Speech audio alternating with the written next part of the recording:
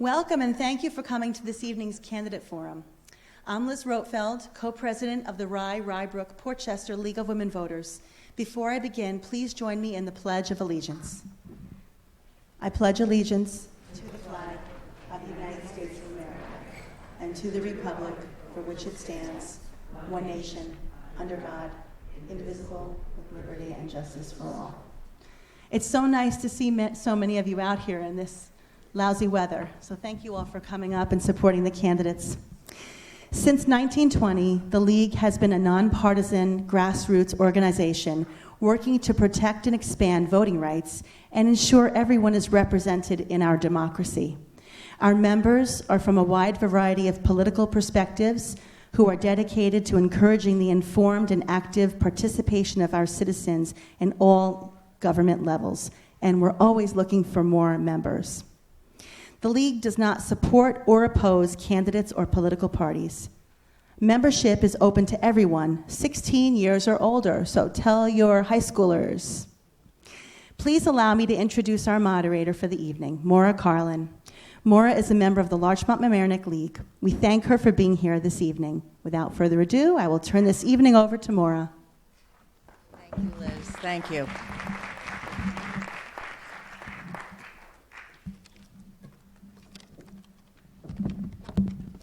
Good evening, everyone. As you heard, I'm Maura Carlin, and I'm a member of the Larchmont-Mamaroneck League of Women Voters, and as such, I am not a voter in this election. Our timekeepers this evening are Renata van der Wateren and Roz Carvin. Now, this event is being recorded by the Rye-Neck School District and will be available for subsequent viewing through the Facebook page for the Portchester League of Women Voters. Under no circumstances should anyone else be recording the proceedings. Any authorized use of this recording requires the advance approval of the League of Women Voters. Only licensed media, including TV, radio, and newspapers, are entitled by FCC regulations to air portions of the recording. Anyone else who broadcasts or stream this recording must do so in its entirety, and this is to ensure that the content of the event is not manipulated in any way to create false or misleading impressions. So I want to go over a few ground rules. The order of the opening statements has been determined in advance before we started this forum, and they will be in the order of the closing statements will be in the reverse order, and the order in which questions will be asked and the candidates will respond will be rotated by me to assure fairness. Throughout the forum, there will be no comments of a personal or abusive nature, and such comments will be ruled out of order.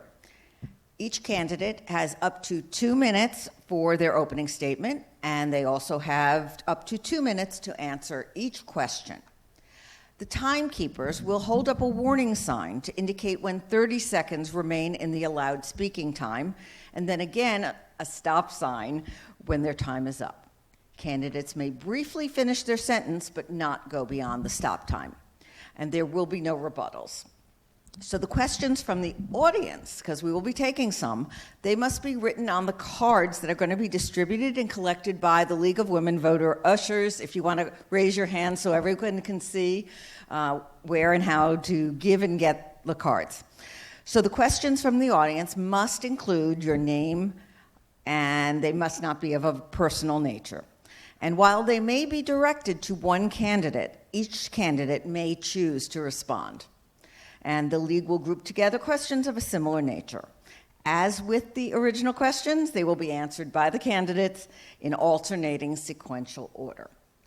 In the event there are too few submissions from the audience, I will use my discretion to ask questions selected from the folio of additional questions that have already been prepared by the League for this event.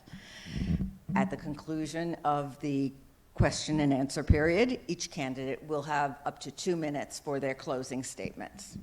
So, tonight we have 3 candidates running for 2 seats on the Rye-Neck School Board of Education.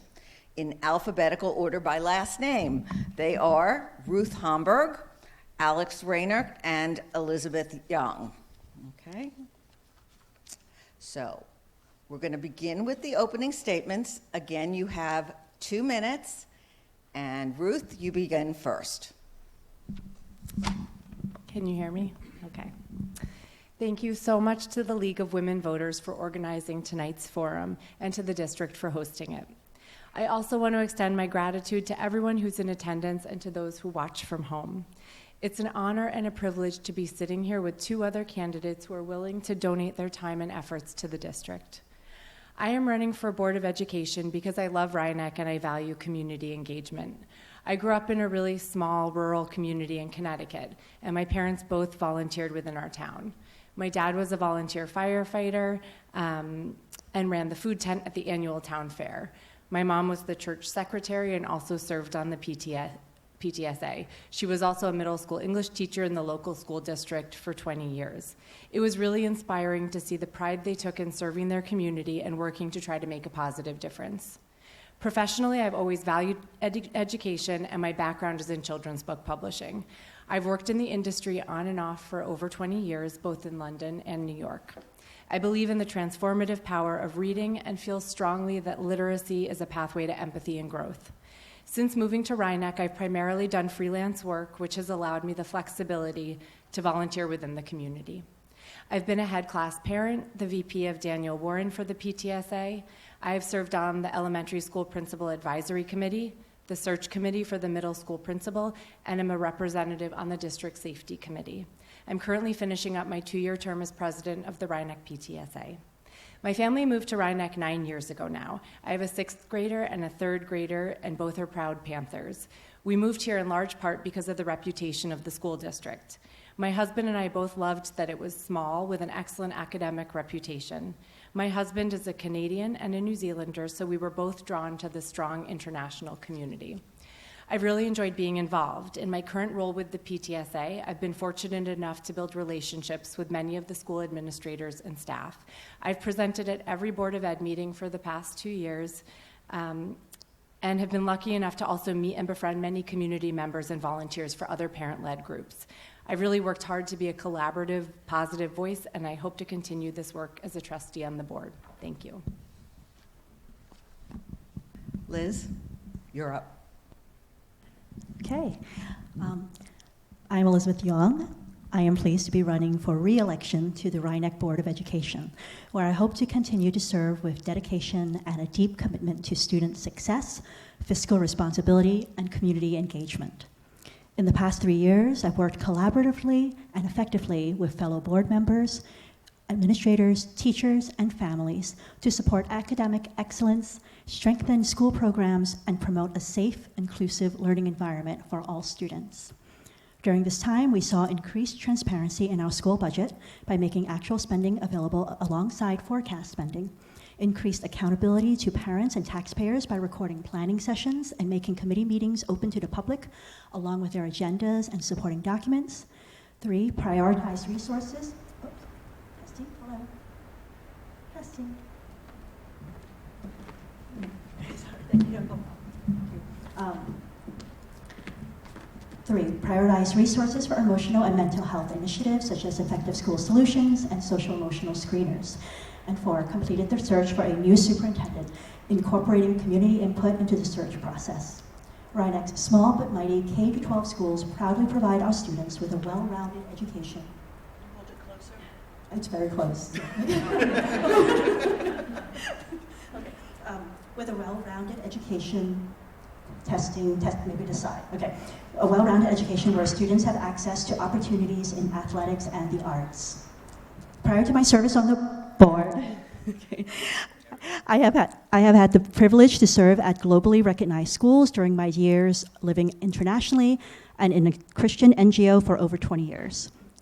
My career includes a decade in asset management at Goldman Sachs, and I am a product of New York Public Schools in Manhattan, Brooklyn, and Syosset. I seek re-election to continue advocating for educational innovation, responsible budgeting, and policies that put students first. Currently, I serve as the chair of the Policy Committee and a member of the Facilities Committee and Diversity, Equity, and Inclusion team. Previously, I have chaired the Audit Committee as well as the Technology, Planning, and Advisory team, and served on that team as a board representative to Special Services. It's time. Thank you. Alex. Hello? Hello. All right, here we go. Good evening, everyone. Thank you to the League of Women Voters for hosting this forum, to everyone tuning in and showing up here to listen, and to Liz and Ruth for volunteering your time in service of our children. My name's Alex Raynert, and I'm running for the Board of Education because I love our district, and I believe I can be a positive force to build on what makes it special while preparing our kids for a rapidly changing world. My wife Karen and I moved to Rhinebeck in 2013. We were drawn to the small school district, academic reputation, and diverse community, and a neighborhood where our children could walk to school and walk to town. Our daughter Elise is now in 9th grade, and our son Oliver is in 6th, giving me a perspective on both our middle school and high school experiences, as well as the elementary schools, as they both have been in the district since kindergarten. Being an active parent while working full-time has always been a priority for me. I've joined field trips, volunteered at school events, coached both our kids in multiple sports, and many of your kids in soccer and baseball for the past 7 years. Through these activities, I've gotten to know many local families and gotten to watch many Rhinebeck kids grow up.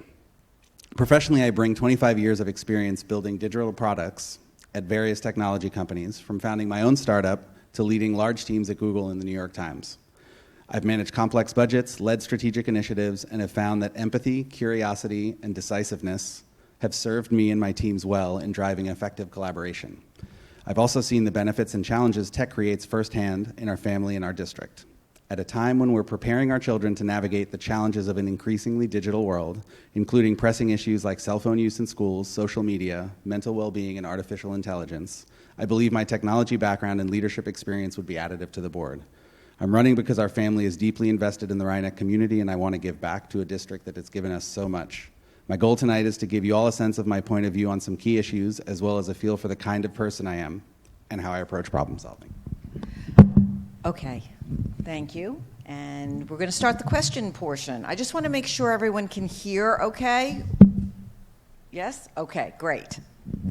I have a loud voice, so I'm not usually the problem. Okay, so we are going to begin with you, Ruth, but the question is for all of you. If you need it repeated, just ask me. What do you consider to be Rhinebeck's greatest strengths? And what do you consider its greatest challenge, and how would you address it? Thank you. I think one of Rhinebeck's greatest strengths is the small class size. We consistently have 17 to 22 students in a class. I love the geography. It's a small walking district. Everyone is close to school, and it creates a real sense of community when you get to walk your child. Teachers know everyone by name, and the teachers really know and care about the children even if they aren't their students. I think in my experience, they always recognize my kids for who they are. I also love the diversity and the warmth of the Rhinebeck International Committee when working with them.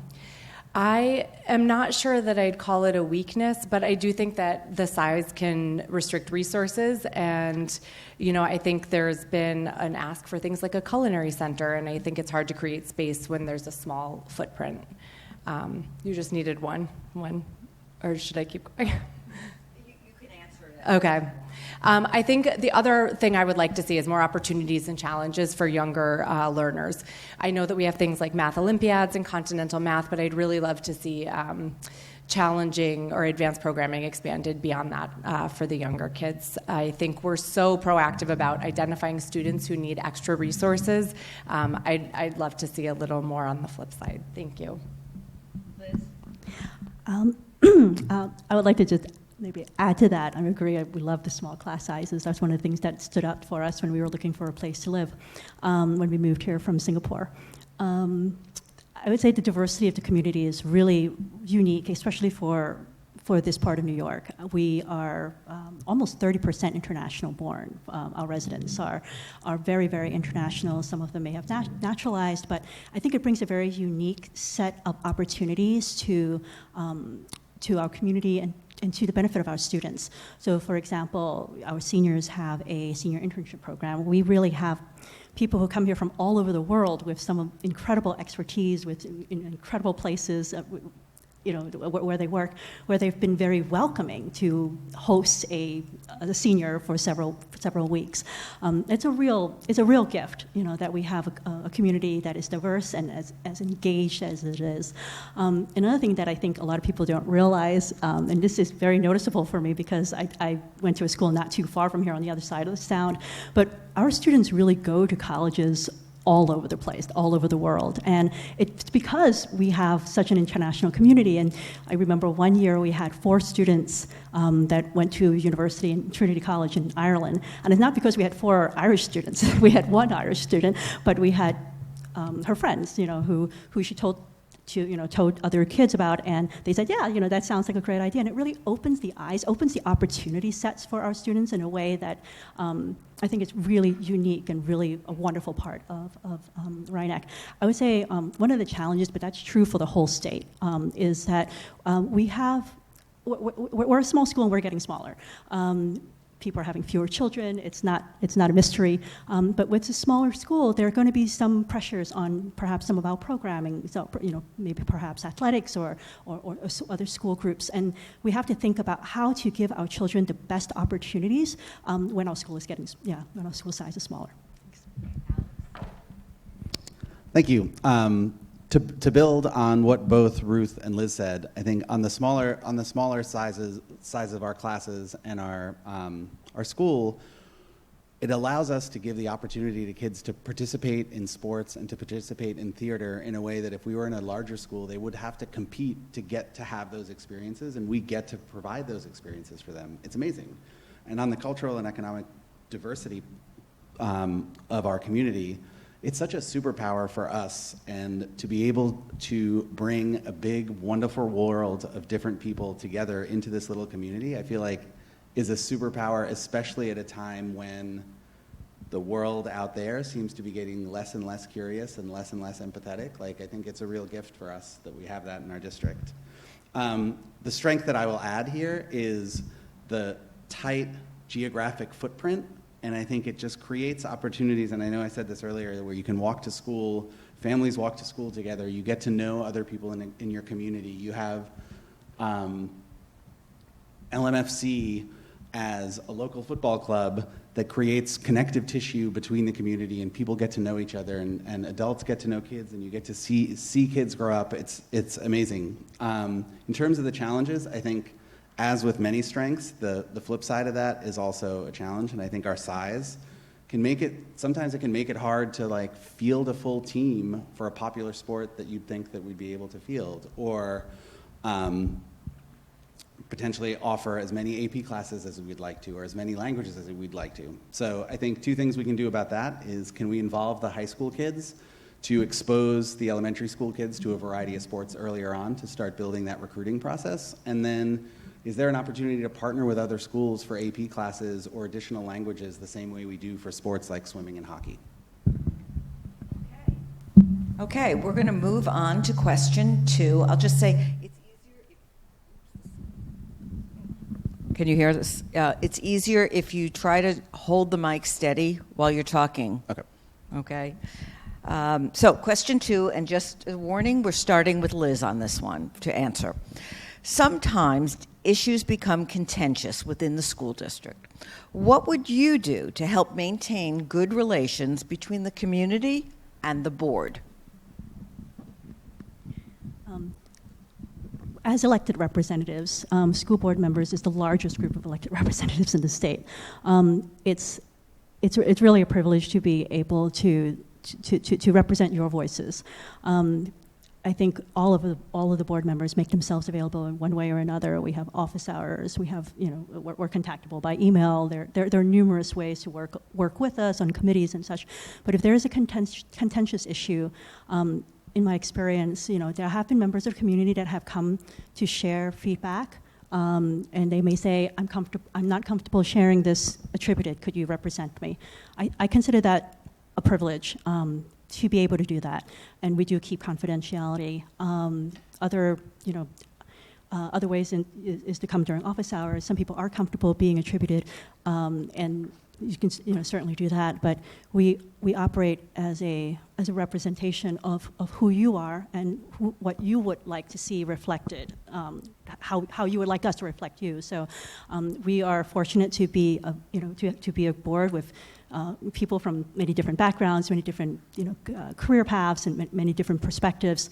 And we've been able to, I think, work very, very well together to share our different points of view, to represent the community, and to hear out from one another, and also gather very, very good feedback from our administration and what they're hearing, from their base, from the teachers and from the staff. So I think we've been fortunate. We're not a community that has had difficult, contentious issues. I think being an even number board has been beneficial. It's actually forced, if you will. You can't just have a simple majority. You have to have a supermajority to make a decision. So it's actually reinforced the idea that we need to work collaboratively and congenially with one another. Yes. So a big part of my job as a leader of cross-disciplinary teams building products is to get a bunch of people with different perspectives and different input and different beliefs to work together towards a shared ambitious goal. And so I think a lot of the things that we need to do, or that I need to do in my day-to-day job, apply to this situation, which is we need to regularly gather input and hear people out. These are important issues. We're navigating complicated topics. We need to create the opportunities for people to share what's on their mind, to feel heard, and to feel understood.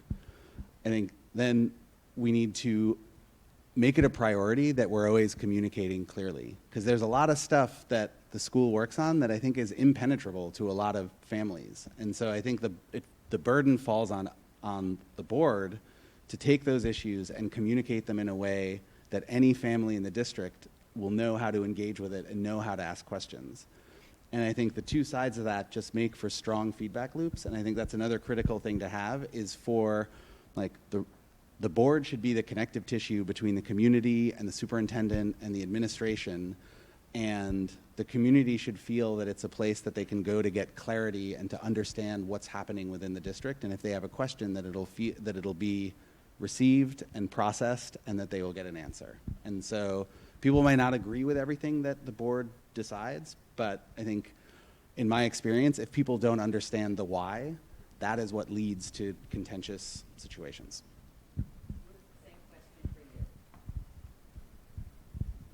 Thank you. I had the privilege of being on one of the parent-led focus committees for the superintendent. And towards the end of that meeting, I asked if there was anything that set Rhinebeck apart and made us more or less appealing, as I knew several districts also had openings. And the response from the search committee was that other groups had identified that our board was struggling to compromise on certain issues, and they expressed a concern that it might make it difficult to fill the superintendent role. Now, I think, to be clear, a ton has changed since then. One of the Board of Ed selected a new superintendent who seems fantastic, and they chose him unanimously. But one of my objectives would be to build on that positive momentum.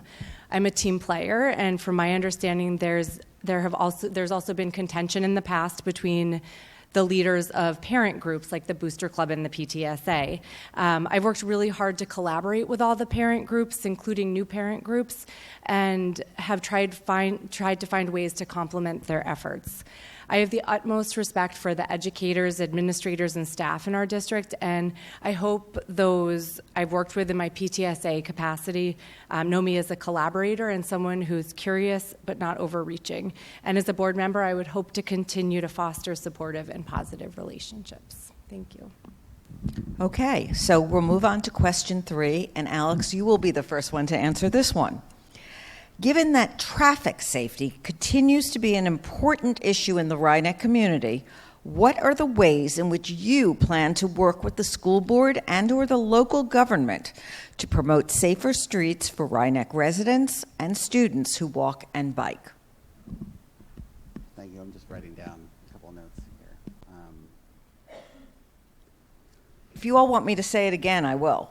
Would you mind repeating? Sure. Thank you. So given that traffic safety continues to be an important issue in the Rhinebeck community, what are the ways in which you plan to work with the school board and or the local government to promote safe streets or safer streets for Rhinebeck students and residents who walk and bike? Okay, so safety in general is such an important topic and is a foundational thing that we need to give parents in our district and our community confidence in, that we are always making improvements and we're always looking to understand where we can improve. We've unfortunately had 2 tragedies in the past year in our community due to traffic safety or lack thereof. One of our neighbors earlier this week got hit by a car on his bicycle. It's clearly an issue, and what I would want to do is to understand what role the board can play in shaping some of these decisions, and to understand from the town, like, look at the data to know where are we seeing more accidents happen, where are there opportunities for us to really create a safe place for people to walk or to bike. I know that they're working on the Post Road, and I think that's supposed to happen later this year, and I think that's an opportunity to create more room for bicycles, and just safer intersections. It would be great if we could use that as a moment to promote more safe bike riding. You go to cities in Europe and you see a city that is not built around cars, and how great it is for the community and how great it is for people getting around. And I would love to work together with the other board members and the right people in the city to understand the situation, where we've had problems, and then come up with a plan where we can make some changes to ensure our kids' safety.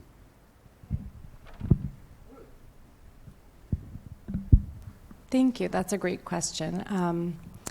So I have been in touch with the Safe Routes to School group, who I know has been formed, and they are local community group with, I think there's one in Larchmont, and it all has to do with the repaving of the Boston Post Road and trying to make it a safer road, which will happen in the next couple of years. So the advocacy chair for the PTSA has been the liaison to Safe Routes to School, and between that group and the PTSA. And I think we've seen a lot of crossing guard changeover in the past couple of years, and I think ensuring that the crossing guards are doing their jobs is a huge part of this. And I also think just raising awareness, and I agree with Alex, just recognizing where those pain points are. We recently just had Walk to School Week, which was co-organized so that it was in tandem with Earth Day. And as part of that, we decorated helmets to raise awareness of bike safety. And I think as a board member, I would hope to continue to build on this momentum and partner with parent organizations and also the community group. Thank you. Okay, Liz. As a member of the school board, you may not as a member of the school board, we're not usually the first point of call for those who are organizing these, like, for example, the community forum that we had recently, which was hosted by the school, where I participate as a community member, not as a board member. That's something that they approached the school about. It didn't have to come to the board to make that decision to host that event. I thought it was really meaningful. It was great. I think we had a great turnout, especially after coming back from the spring break holidays. But other things that we might be able to do as a school, again, this is something that the board doesn't necessarily have to be directly involved with, but we do have a lot, students who have, say, rising 6th grade talks and rising 9th graders, and that might be a good opportunity just for the school. This is not, again, necessarily something that the school board needs to do, but to emphasize safety, emphasize wearing helmets, emphasize safety protocols. I know we have things where we sometimes invite a member from the police to review some of these protocols with our students. So that's something that the school can host. I would say, in terms of working with the local government, as a school board, we currently don't have an official role working with the local government. I have seen some school boards that have a designated member that attends local municipal meetings, that attend local committee meetings. So if that's something that the new board wishes to adopt, then that would be, I would say, a community advocate role that could be creative. If that's what the board wants to do. But those are things just off the top of my head, how the board can participate in improving safety for our children. Okay, we're going to move to question 4, and Ruth, you will be the first to answer this one. With a new superintendent, new or formerly hired high school principal, new middle school principal, and board turnover, how do you see your role in creating stability for the district moving forward, and what particular strengths and skills do you bring to do so? Thank you. That's a great question. So I think it's so exciting that we have so many newcomers.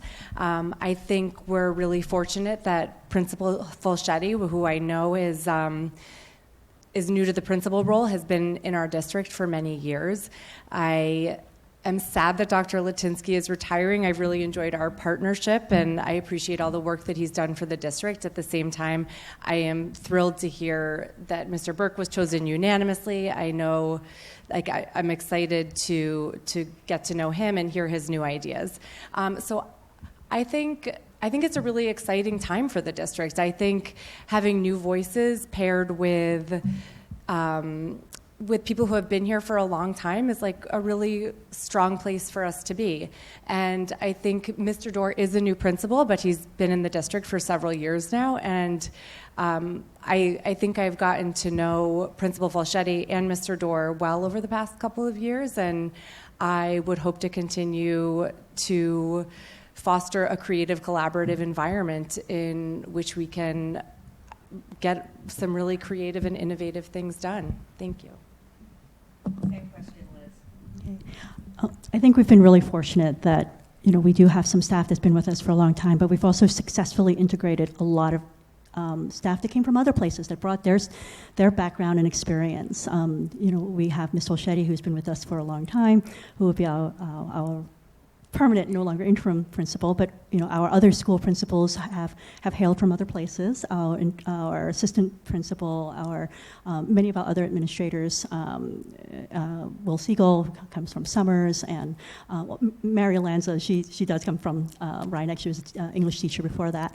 So I think we've demonstrated a really, I think, success integrating a diverse group of administrators and who've worked really, really well together. So I feel very, very comforted and at the same time confident that we will be able to integrate a new superintendent in the same way. Let me see. As for myself, I think I've actually really enjoyed the board work over the past 3 years. I participated in a lot of training, attended the first, I think I might have been the first Rhinebeck participant at the New York School Board Association Convention in New York City in fall. It will be in New York City again, so it's a great opportunity for more school board members to participate, and learned a lot. I think there were like 85 presentations. I was able to attend 14, I think, but all of them are available on Board Docs. So anyone who wants to learn more about the work of the board and what are the best practices and all that, it's available. So I would like to continue to serve because it has been a steep learning curve. It has been a lot of hours spent learning the requirements and the expectations of the role. So if I'm elected to continue to serve, I would really only be the fourth, it would be my 4th year. Thank you very much. Alex. Yes. Hello. So I think to build a little on what Ruth said, that change is really exciting to me and was honestly like a big motivator for me to decide to run this year. Eric has been an amazing superintendent, and the love and respect that you feel from the administration and the community for all the work that he's done is just like, is palpable. And I think we are in such a good situation because of the work that he did. I think welcoming Mike Burke as the new superintendent is also an exciting moment. And I think that paired with new leadership at the different schools, like it's getting different perspectives folded into what this next chapter is going to be is very exciting. That felt like a very exciting moment for me. The other motivation for me is I think this is a chance to set a new standard for how the board engages with the community and engages with the administration and collaborates and can disagree, but disagree productively. And I think that that's something that at times has been lacking. And I feel like I could play a big role in being a positive force for collaboration. I would love the opportunity to dive into some of these problems that we're talking about tonight and work with the other trustees and work with Mike and work with the administration. So I think it's a great moment, and I'm excited about running because of it. Okay, we're going to move to question 5, and Liz, you will respond to this one first. What financial experience and budgeting skills do you have to prepare you for this role on the Board of Education, and what priorities do you have regarding this budget, and do you support the budget?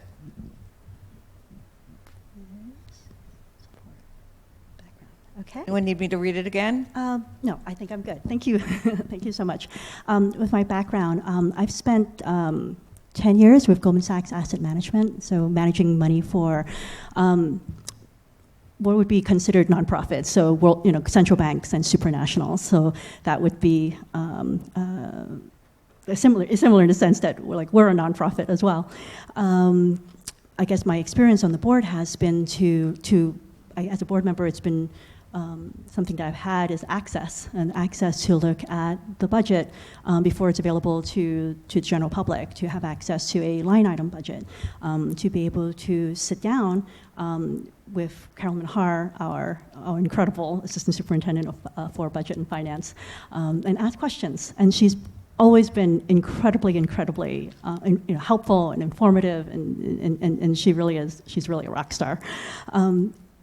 That experience has been very positive over the past 3 years, and as I mentioned a little bit earlier before, one thing that we've done as a board is get the actual spending figures. So we've always had our budget figures to vote on, but now we can see, in the past year, we've actually spent the money where we said we were going to spend it, and if we need more, if we spent more, last year, do we need to increase the budget? It's been able to kind of spur a lot of good conversations about where where money is allocated in the district. Let me see. The second question was on priorities.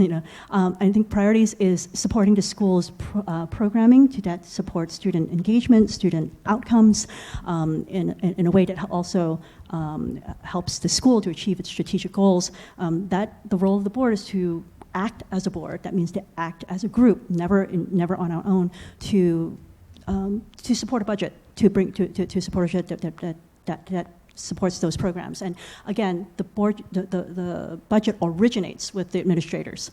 So thank you very much. Yes.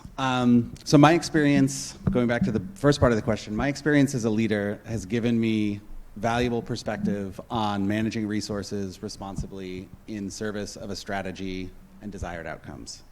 This is something I take really seriously as a potential board member, with accountability to our community's educational investments. I've contributed to and managed multi-million-dollar budgets that include personnel costs, learning and development, expenses, strategic investments, not dissimilar from the kinds of things that we need to balance here. This work has taught me that effective budgeting isn't just about the numbers.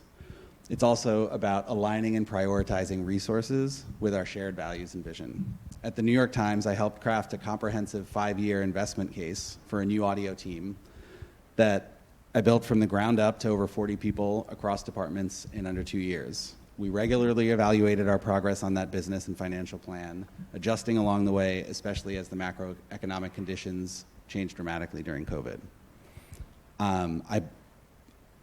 In terms of priorities, my priorities coming into this are around a well-rounded education, academic excellence, enrichment through the arts and through sports, and social emotional well-being. And so having been to the very clear presentations that Carolyn has put together to share the budget, I feel very confident in the work being done by her and her team in the administration to make sure that we're making the most of the resources that we have. I'm sure were I to be elected into this role, I would get a more of a deeper understanding at a line item level, but I have all the trust in the world in Carolyn, and I would want to make sure that those three things, academic excellence, enrichment, and social emotional well-being, were covered. So I've primarily worked in marketing for children's books, so I've always had to manage and help determine a set budget and then work within that. And for the PTSA, I've helped set and maintain the budget for the past 2 years. This includes determining line-by-line budget of income and expenditures. For reference, this year's budget includes over 140 lines, and the goal is to raise and spend about $100,000 in a variety of ways, and to raise it and then spend it on enrichment opportunities equitably across all grades. I'm proud to be able to say that we've made our budget for the past 2 years, and I've worked closely with the committee heads and administrators to ensure that we're spending the funds in a way that complements the curriculum and the teachers. Each year we have both a budget committee and an audit committee, and they're there for checks and balances, and I found them to be instrumental in creating a team environment, which I'd imagine would be a necessity on the board. I've also attended 3 budget presentations this year, and Dr. Latinsky and Ms. Mahar will also be presenting the budget a 4th time at the next PTSA general membership meeting, which is on Thursday at 7 in the middle school, high school dining room, and all members are welcome and encouraged to join. So I think I've probably had the privilege of hearing about the district's budget more than most. And finally, I definitely approve of the budget. I think it's amazing that it's CAP compliant for, I think, the 14th year in a row, and would look forward to hoping to work with the Board of Ed and Ms. Mahar next year. Okay, so we're on question 6, which is the last of the league's questions before we get to audience questions. Alex, you will be the first to respond to this one. What would you propose and or support to promote the physical and mental well-being of our students and staff, including those that address anxiety, depression, bullying, and harassment? Thank you. So the pandemic created unprecedented challenges for our students' mental health and social development. As more time passes, our day-to-day has gotten back to normal, but the impacts continue to linger, and these impacts can manifest in different ways for different students. So we need to stay attuned. That's the number one thing. And I think this is a place where some children might struggle with academics, others may struggle with social emotional development. And I think our small district is really a strength here because teachers know the students personally, and they're well positioned and primed to spot situations that they need to dig into more, they need to understand more to really know what a child might be going through. And the small district also allows us to offer some personalized support. So I'm a huge believer in the great work being done by Will Siegel and his team. They've built a really broad set of tools that can support our kids in so many different ways, whether it's in academics or in social and emotional well-being. Implementing programs like Effective School Solutions shows a real investment and a care from the district and from the board in treating this as a real thing that we need to address. And I just feel incredibly lucky to live in a district that views this kind of support as an opportunity to lean in and differentiate. For bullying and harassment, I'd like to better understand what is happening within our district. I've heard from parents who are dealing with it. I'd love to know what's happening at the school level, but I'd love to see us invest in how do we help the kids become great digital citizens. And finally, any opportunity we have to get kids outside, engaging with each other face-to-face, problem-solving face-to-face, I think we need to lean into it. COVID forced us to make everything virtual, and I think we can't just let that change how we engage. I agree with Alex. I think it's been really inspiring to see Will Siegel speak at past board meetings, and just hearing the sense of pride and caring of the staff and the level of compassion they have. They're heavily invested, and this is top of mind for them, so I think continuing to support their efforts is key. I think that the district's partnership with Effective School Solutions, which Alex mentioned, has been really helpful, as has surveying the students about their own mental health. On the PTSA front, in the past couple of years, we've partnered with the school to bring in programming to help address issues, including last week the Mobile Museum of Tolerance was on campus, and there was a bus parked here, and several grades in the middle school, high school were treated to workshops that teach visitors the dangers of the past in order to create a better future. It's focused on tolerance, kindness, and empathy.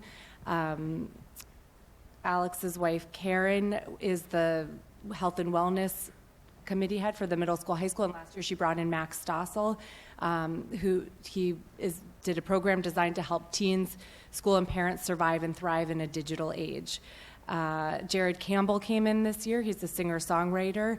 We brought him into all 3 schools to speak about the importance of inclusion. I know the district partners with the Rye Youth Council and the JCK Foundation, who have aims to help improve the mental health of our youths. And I also think that continuing to listen to IRL's ideas and initiatives, I think they've been a great resource. So those are my thoughts. Thank you. Liz, you're up. Could you repeat the question, please? Sure.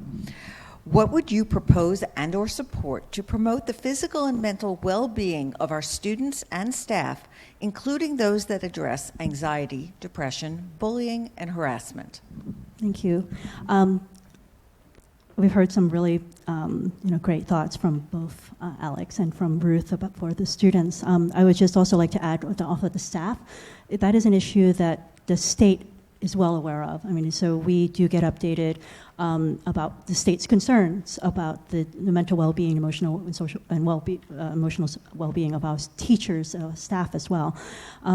We don't, however, get any data on that, so that we would rely on the administrators. If that's something that they are able to collect, that would be great.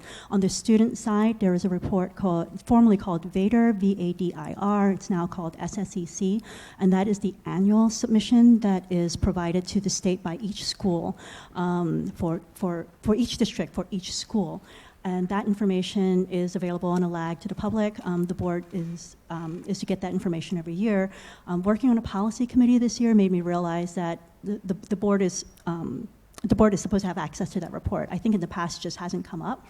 So we've been following up with the superintendent on that. In terms of getting more support for both the students and staff. One of the things that you may have heard me speak about at the February planning session was for an anonymous tip line. It's something that many schools have. It's the one evidence-based approach for reducing anxiety, bullying, mental health, concerns at schools. If someone could report and say, I'm feeling. I'm feeling at my wit's end, or I see someone who may be at their wit's end. And it would certainly be something that's not restricted just for students, but anyone who feels that they have a need should feel that they can reach out and be heard at the other end and be connected to the appropriate resources. So that's something that has been discussed at a board level, and we will see how it fares as a new board is assembled with the new superintendent and how that goes. Okay, so that concludes the original league questions, but we have 4 more questions from community and audience members. And we've got right back to the original rotation. So, Ruth, the first question will start with you. Technology is changing at a pace the world's never seen before, specifically with generative AI and tools like ChatGPT. These tools will undoubtedly shape the future and the jobs our current students need to prepare for. What is your point of view on why Rhinebeck should introduce or reject these tools into the classroom and curriculum?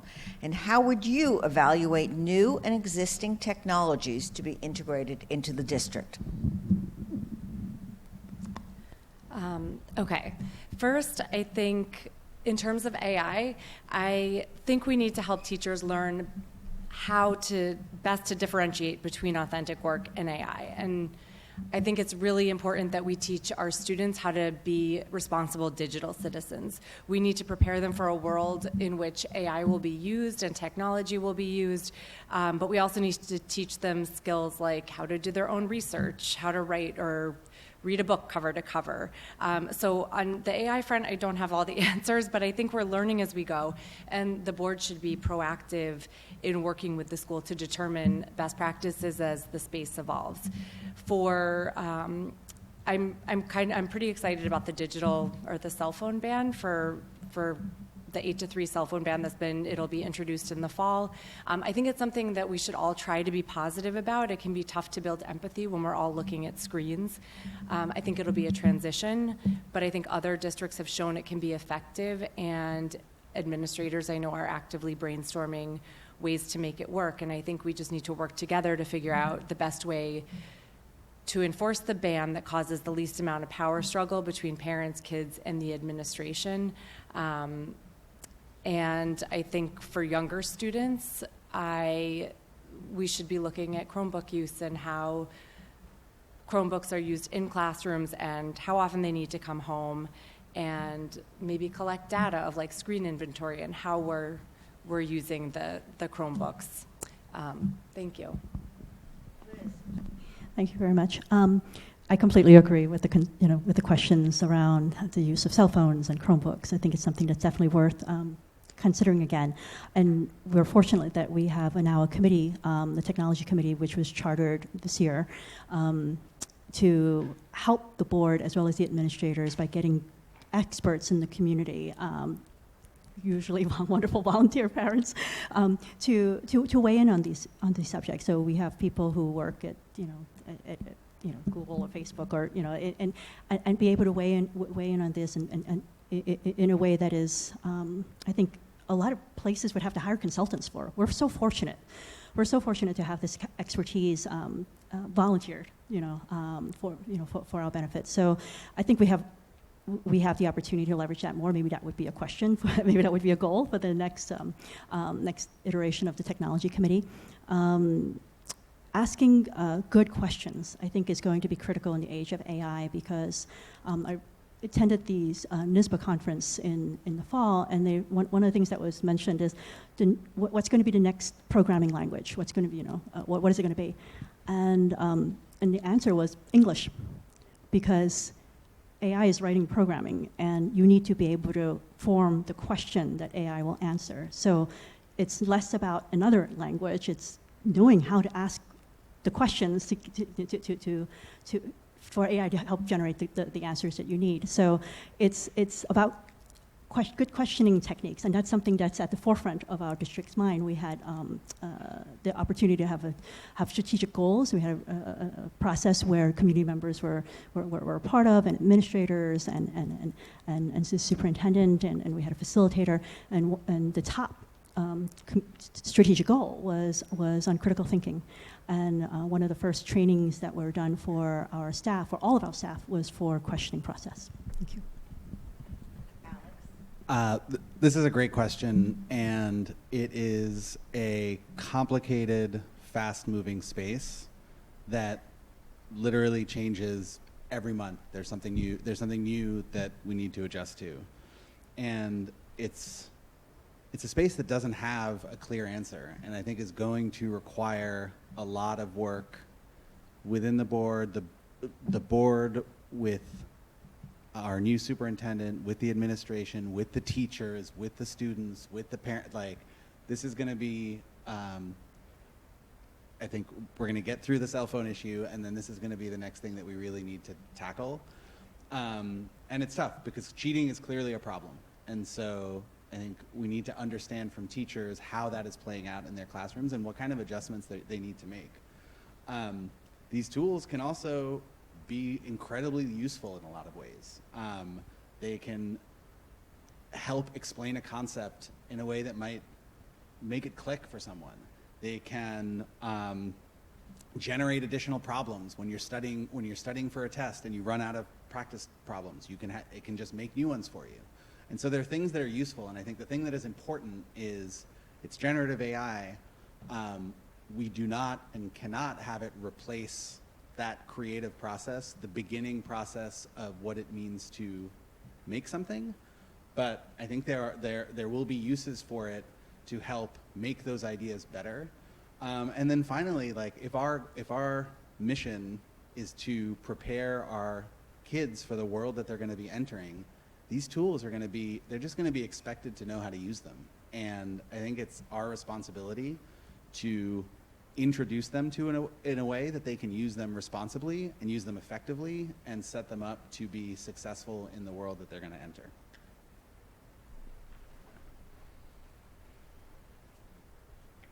Okay, we'll go to the next question. And Liz, you will start with it.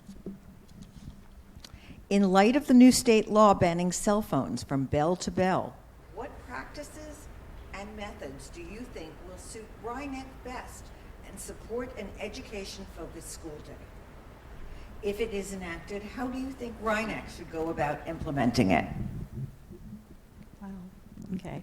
I am sure our administrators have put a lot of thought into this. Even before Governor Hochul, the law is still to be finalized, but even before it has come out, we had updated our policy to have a no distraction policy for K-8. With the anticipated passing of this law, this will be extended to K-12.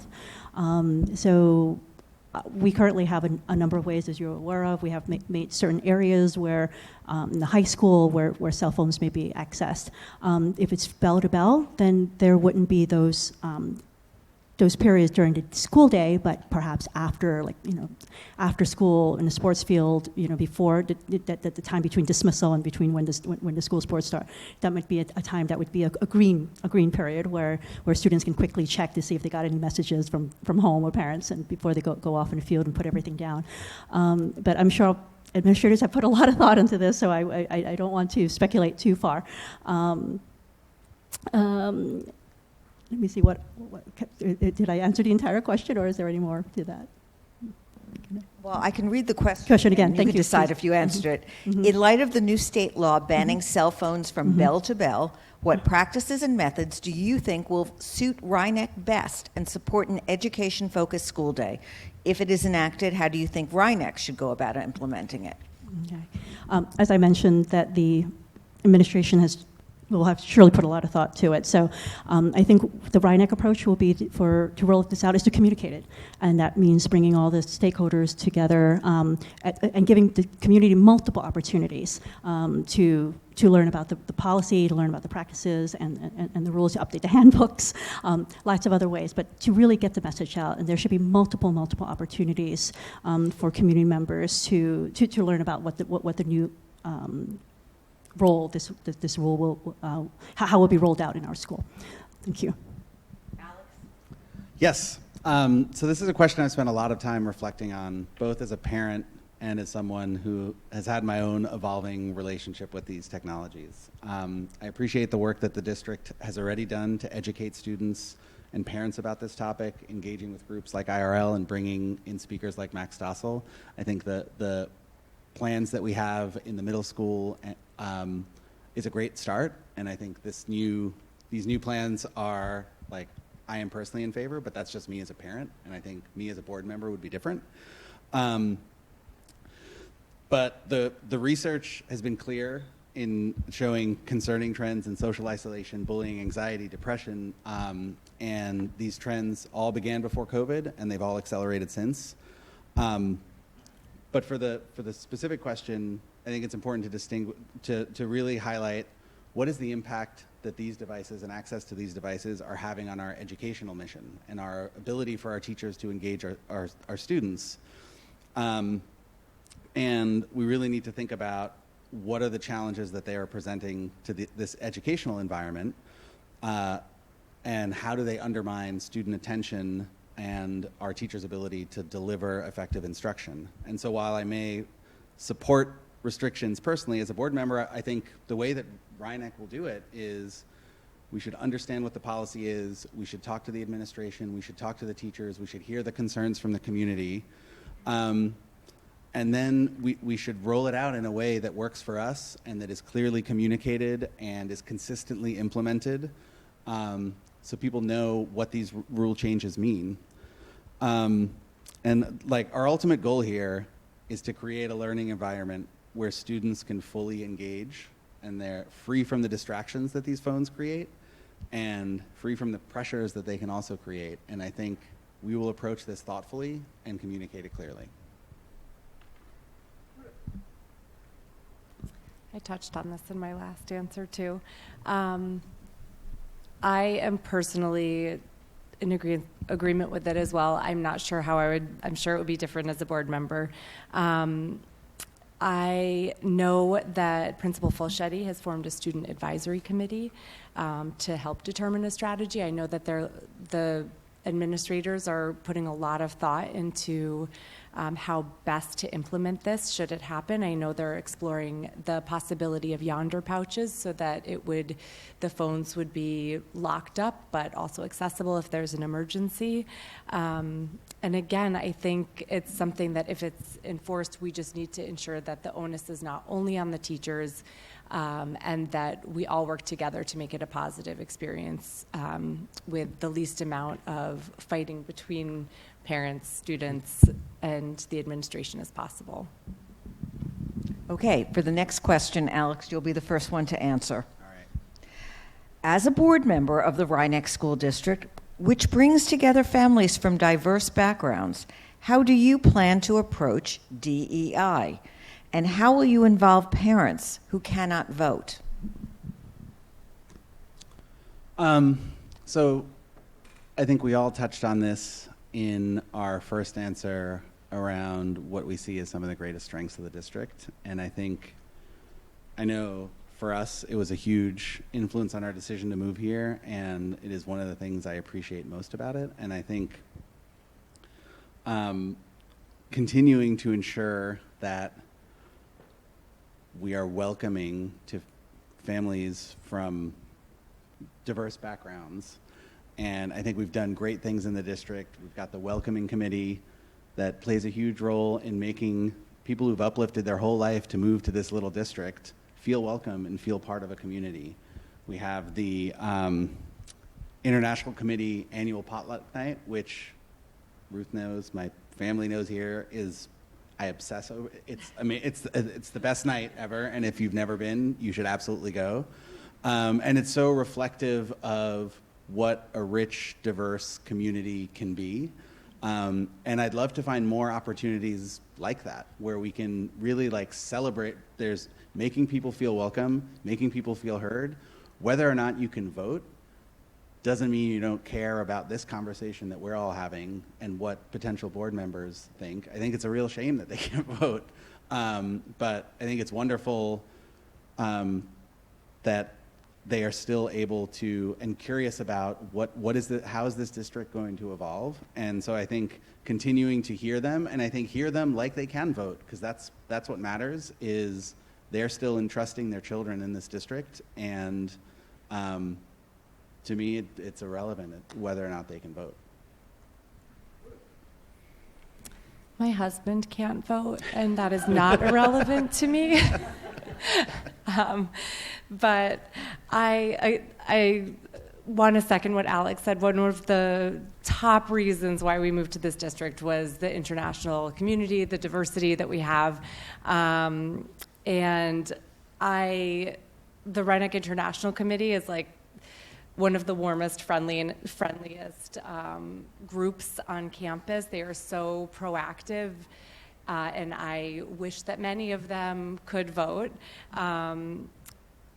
I think one of the things that struck me most in the latest curriculum presentation from Corinne Ryan was that she cited that over 18% of the total population of Rhinebeck students are living below the poverty line, and 10% of K through 5 students are ELL students. So we're a diverse community, and ensuring that everyone feels included is key.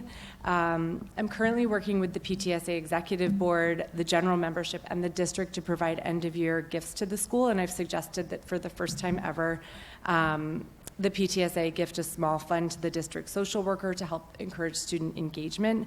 So I would hope to continue to be a cheerleader for what the district is already doing, and find new avenues in which in which the board can help. Sure. My husband can also not vote. But there's been many ways for us to have been involved. The RNIC was actually a community that welcomed us because, I mean, I'm American, but I was on the radar screen because we were moving from overseas, and someone came to welcome us. They've been testing. Hello? Testing? Hello. Oh.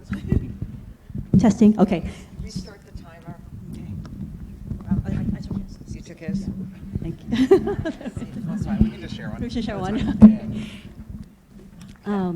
No, thank you. So there's, as we heard, there are many ways to be involved, but one of them I mentioned earlier is the committees. Committees are a place where we get our expertise, and including people from other countries who live here, to volunteer in the community and to provide input and insight to the board and to the administrators when we work together. So that's been a wonderful way to create more opportunities to be working alongside one another.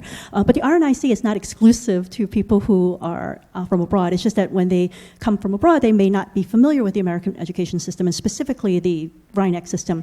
But we have people moving from other school districts who come here who may not be specific to the uniqueness of Rhinebeck. There's over 700 school districts in New York State alone. There are some states that have a single school district, and whereas other states have like ours, where they're broken down into much smaller ones. So we welcome in the RNIC, and I'm speaking at RNIC here, we welcome everyone to come. There is a monthly speaker at every time that will give us an update or an overview on a part of the school that, especially for international people, may be wholly unfamiliar with, but maybe we could all use an update. Okay. With respect to DEI, we benefit from having a diverse community, but I think we would also benefit from having more intentional conversations about this. And this is, I'm speaking as someone who's moved here from Singapore, which has a policy in their schools from the equivalent of K to 12 called Racial Harmony Day. And that is just a day that is dedicated to have age-appropriate conversations around diversity of culture, diversity of religion, diversity in food, in all sorts of things. So at the younger levels, it may be, what are the different games, that people, different groups of people play and can introduce to one another, to national, costumes, and then layer on to history and policy. So I'd love to see that here. Thank you. Okay, we'll see if this works now. All right, we are up to our last question, and Ruth will be the first to answer it. So the audience member said, we love Rhinebeck and all the options offered. However, it looks too much like students have to choose between sports and clubs or theater. Any solutions you can think of?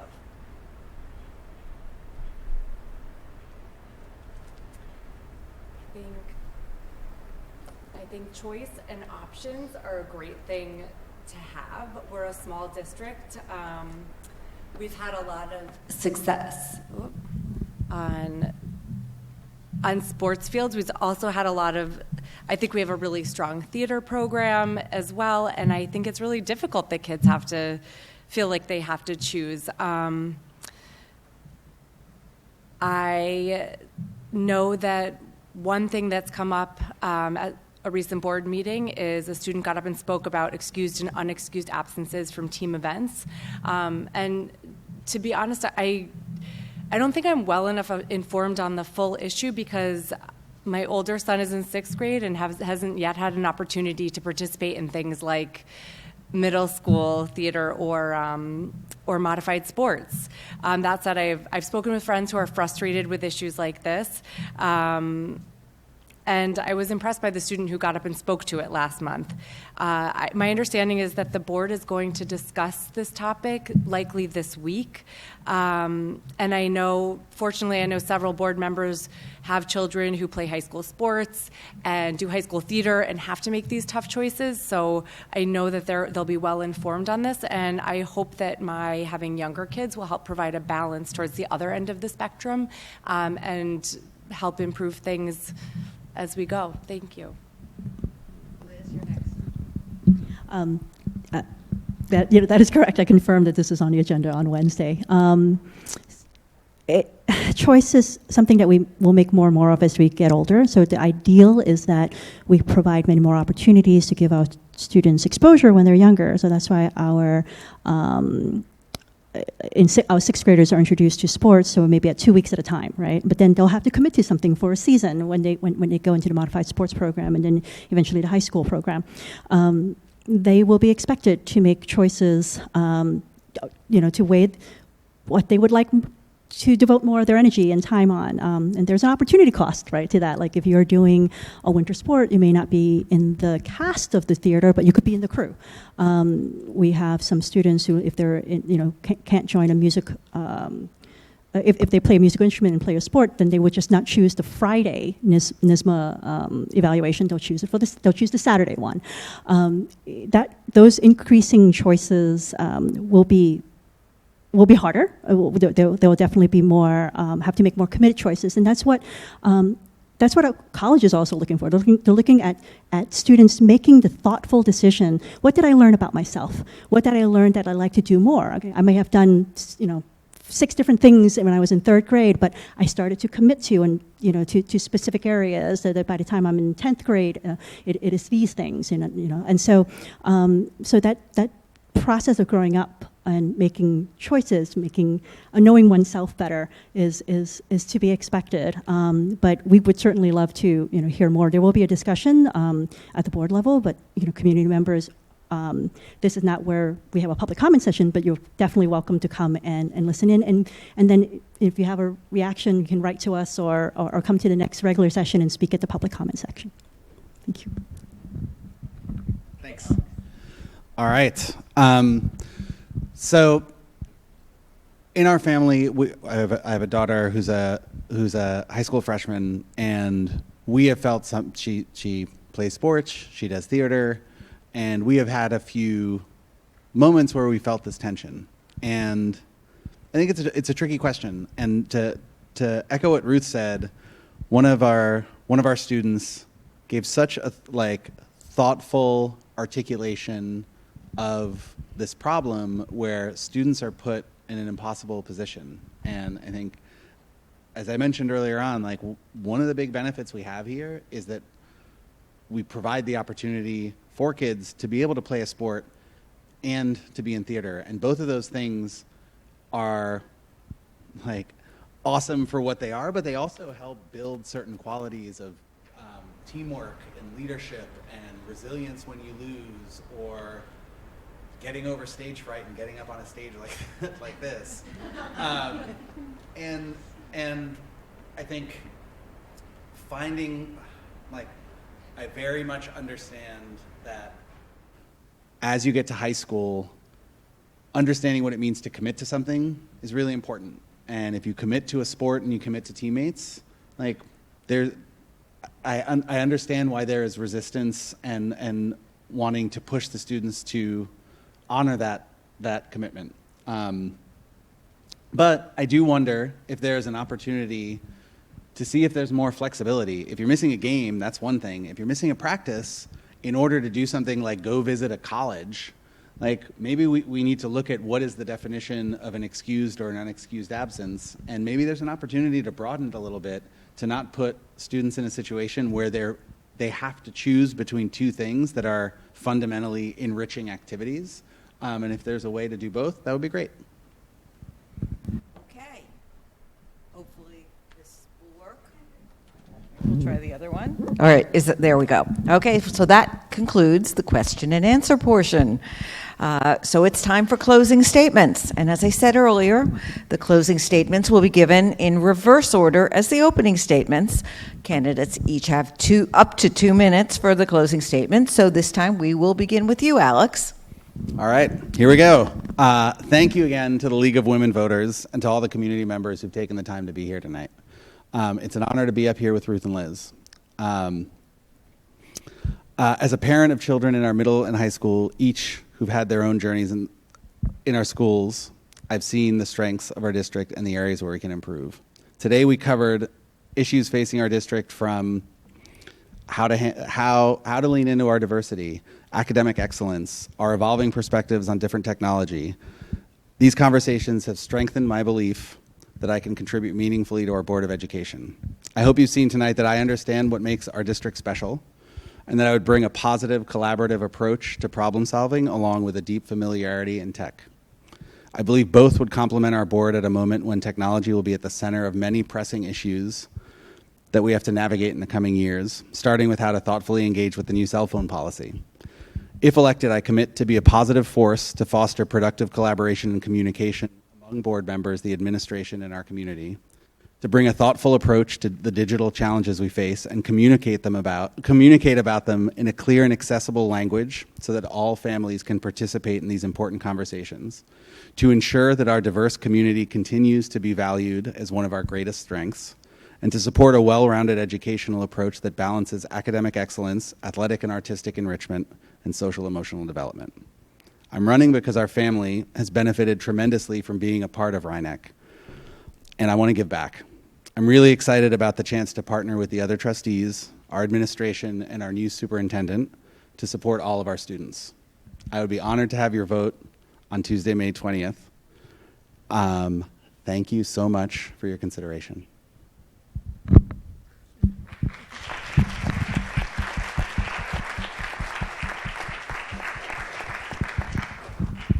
I ask you to hold that until they all get done, and then they all deserve big applause.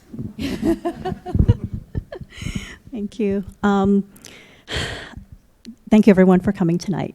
It truly has been a pleasure and an honor to serve you, our neighbors, friends, and community as a member on the school board. I hope to be able to continue in the good work that we have been doing as a board. I have learned a lot the past 3 years, and I'm now familiar with the role's demands and expectations. I am grateful to have the opportunity to collaborate with our fellow trustees, our superintendent, and staff to be good stewards of the most precious of resources our community has entrusted to us, which is our children. If reelected, I will continue to work tirelessly with the district's governance team to keep our budgets focused on supporting programs that improve student outcomes and student engagement, to trust and verify that the district is following its policies and procedures and stewarding the community's limited resources to meet its strategic goals, to complete the district's first comprehensive policy review to update the framework under which the district operates, and to increase opportunities to include community voice and expertise for board and district decision-making. Every election is important. This is, I'm not sure if people realize, only the 8th contested election in the community. So really appreciate everyone voting and getting your neighbors and friends to vote every May. It's worthwhile just to come out and speak to each of us separately, or at meet and greets, or or listen to the recording, and to learn more about what it takes to run institutions in our communities, and it relies a lot on volunteers. So I really appreciate all of you for making time. I hope it also serves to help inform and inspire maybe some of you to consider volunteering elsewhere, whether it be as future board members or future village members, board of trustee members. So thank you very much for being here tonight. I want to echo the thanks to the League of Women Voters for hosting this forum, and also to Alex and Liz for their willingness to serve our community. Regardless of my own nerves, I recognize how valuable it is for the community to hear what we have to say. I do really appreciate the opportunity, and I'm grateful for those of you who are here and those of you who watch from home, and to my family who put up with me speaking to myself for the past couple of days. I am always willing to answer questions. If you have thoughts that weren't addressed in this forum, or if I didn't didn't fully answer something you asked, I encourage you to reach out to me directly. I'm always happy to respond over email or have a phone call. I hope that my leadership within the PTSA has shown that I value collaboration and that I am proactive when it comes to helping out.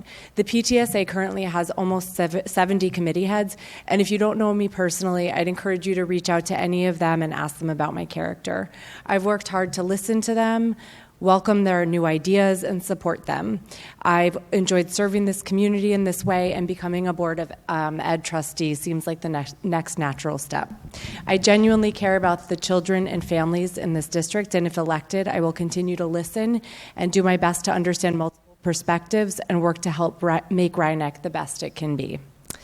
There have been some issues on the board over the past few years. I know it's improved exponentially, but I do feel confident that if given the chance, I would be a positive voice. I mentioned that I worked in children's book publishing, so I feel compelled to end with a quote from a children's book that I think applies anywhere. In R.J. Palacio's Wonder, she says, "If every person in this room made it a rule that wherever you are, whenever you can, you will try to act a little kinder than is necessary, the world really would be a better place." Thank you, and please vote on May 20th. And now let's have a big round of applause for your candidates.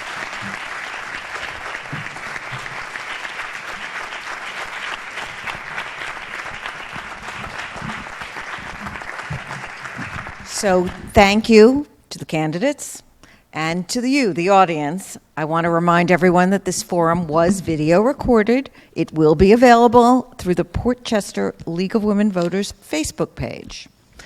I, too, will remind you that the election will be held on May 20th. And remember, democracy is not a spectator sport. We encourage everyone to vote. Thank you again. Have a wonderful evening. Safe trip home in this lovely weather.